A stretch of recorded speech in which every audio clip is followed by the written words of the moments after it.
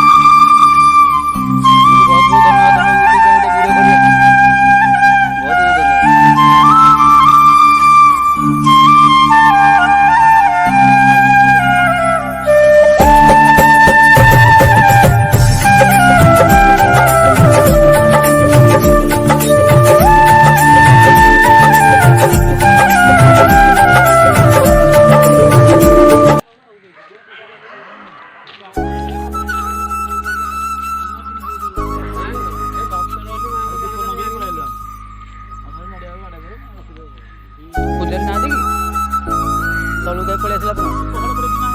ହଁ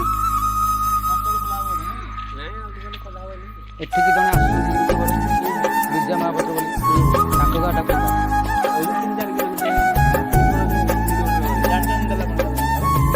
ମୁଁ ଜାଣିନି ସେ ସଦାବେଳେ ୟୁଟ୍ୟୁବରେ ଭିଡ଼ିଓ କରି ଛାଡ଼ୁଛନ୍ତି ତାଙ୍କ ଭିଡ଼ିଓ ଦେଖି ଆମେ ଏଠିକି ଆସିଲୁ। ମୋ ଫଟୋ ବି ତମ ଦେଖ। ହଁ ମୁଁ ଦେଖିଛି ସେ ପଚାରୁଛନ୍ତି କିଛି କଥା ପଚାରୁଛନ୍ତି ତାଙ୍କ ପୁଅ ତାଙ୍କ ଦିଅର ତାଙ୍କ ସ୍ୱାମୀ ସମସ୍ତଙ୍କ ନାଁରେ ପାଣି ସେ ଚଢ଼ାଉଛନ୍ତି ଠାକୁରାଣୀଙ୍କ ପାଖରେ। ପାହାଡ଼ ଆମେ ଦେଖିଲୁ ପଥର ଦେଖିଲୁ ମାଙ୍କର ସେଇଟା କ'ଣ ଦିନ ଦିନ ବଢ଼ି ଚାଲିଛି ନା? ସେଇଟା ହଁ ବଢ଼ି ଚାଲିଛି କହୁ ତଳ ଆଜି ପୂଜା ପାଉଛି ସେ ବଢ଼ି ଚାଲିଥିଲା ଆଗରୁ ତେନ୍ତୁଳ ସେ ବାଦଲ ଦିଆକୁ ତମର ବାଲୁଆରେ ଆମେ ଆସିଛୁ ତମର ବାଲୁ ଚିଲିକା ଚିଲିକା ବାଲୁକା ତମ ନିଜ ଘର କୁଆଡ଼େ ଗଲେ ତମର? ବାଲୁଆଡ଼େ ମୁଁ ଜାଣିଛି ତ କହିଛି ଆମର ଚଣ୍ଡେଶ୍ୱର ହଁ ଚଣ୍ଡେଶ୍ୱର ବାଲୁଆଡ଼େ ସବୁ ମୁଁ ଜାଣିଛି ଏଇ କଲା ଚଣ୍ଡେଶ୍ୱର ତାହେଲେ ତମର ମୁଁ ରହୁଛ ପୁରା ଏଠି। ମୁଁ ଜାଣିଛି ଶୀତଳ ମନ୍ଦିର ନମନ୍ଦର ପଡ଼ା ଭି କଲା ତାଙ୍କର କୋଉ ଗାଁ ଲିଜା ଦିଦିର କୋଉ ଗାଁ? ବଡ଼ ଲିଜା ଦିଦିର କୋଉ ଗାଁ? ଲିଜା ଦିଦିର କୋଉ ଗାଁ? ତାଙ୍କର ନିଜାମା ହୋଟେଲ ହଁ ତାଙ୍କର ପରା ଏଠା ମୁଗଗଣ୍ଡା ମୁଗଗଣ୍ଡା ଆଶ୍ରମ ସ୍କୁଲ ଅଛି ତାଙ୍କର ମାଳିଘର ସେ ମନ୍ଦିର ଶିବ ମନ୍ଦିର ପୂଜା କରୁଛନ୍ତି ତାଙ୍କର ଏଠି କୋଉଠି ଦୋକାନ କରୁଛନ୍ତି ମଧ୍ୟ ତାଙ୍କର ରାଇସନ୍ ଦୋକାନ ଅଛି ରାସନ ଦୋକାନ କରୁଛନ୍ତି।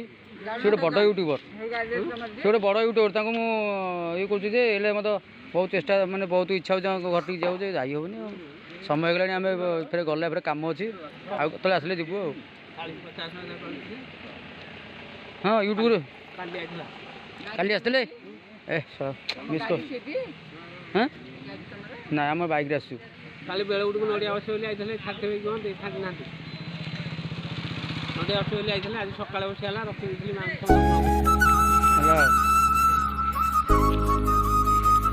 ହଁ ନଡ଼ିଆ